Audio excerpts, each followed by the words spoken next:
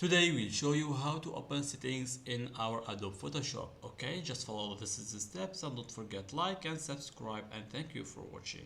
First, open your application Adobe Photoshop and go here, and now you have here, this is OTLs. Okay, just now you can go now to file or go to edit without not image, not layer, not type. Okay, just now go to type and put it down. You can find the performance. Okay, you can find this is the performance, like this is maybe okay, I will choose one.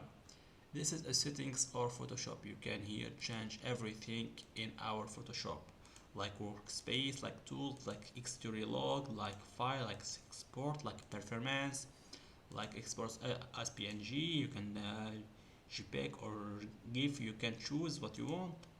This is for cursor, this is for tools, this is for the glide, this is for plugins, this is for type, what's your type of your keyboard, and for writing, this is for 3D, this is for technology. You can do everything. This is a performance of Photoshop. Okay, this is the settings. Just don't forget like and subscribe, and thank you for watching.